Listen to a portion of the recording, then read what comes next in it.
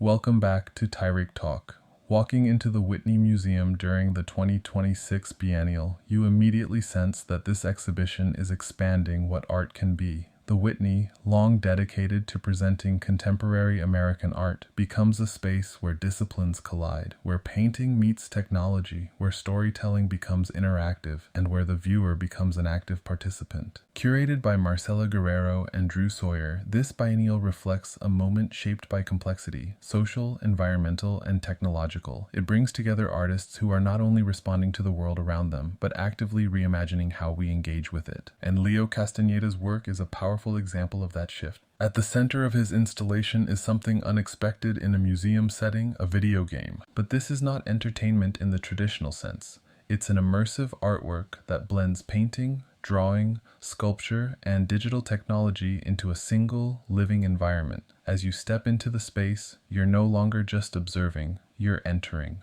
The landscape you encounter is fantastical, but deeply rooted in real places. Drawing from Colombian and Brazilian ecosystems, Castañeda constructs a world that feels both natural and surreal. Lush environments unfold around you, dense vegetation, shifting terrain, spaces that feel alive and constantly in motion. But there's also a dreamlike quality, influenced by Latin American surrealism, where reality bends and transforms. And within this digital world, there's a deeply personal layer. Castañeda incorporates paintings by his grandmother, Maria Teresa Negreiros, into the environment. These works are not simply referenced, they become part of the landscape itself. Her imagery is embedded into the terrain, woven into the visual language of the game. It creates a powerful connection between generations, between traditional painting and contemporary digital practice, between memory and innovation. As a participant, you navigate this world rather than passively viewing it. You move through the environment, encountering challenges that require interaction. Using mechanics like camouflage and electromagnetism, you solve environmental puzzles and respond to conflicts within the landscape. These actions aren't arbitrary. They're tied to the ecosystem itself, to the idea of adapting, of surviving, of engaging with the environment rather than dominating it.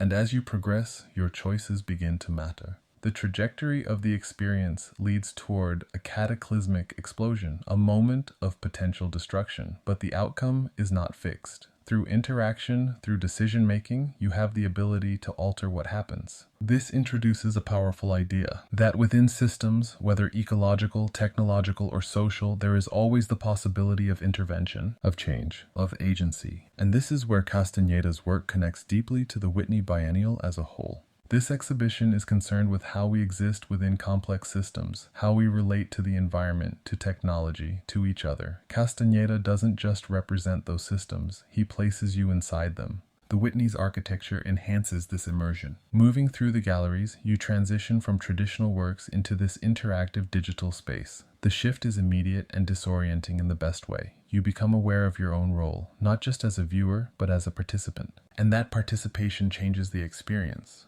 You're no longer observing a narrative, you're shaping it. There's also a poetic quality to the work. The blending of his grandmother's paintings with digital landscapes creates a sense of continuity, of histories and practices evolving rather than disappearing. It suggests that even in the most advanced technological environments, there is space for memory, for lineage, for personal connection. And as you leave the installation, that idea stays with you. Because Leo Castañeda's work in the Whitney Biennial 2026 is not just about a virtual world.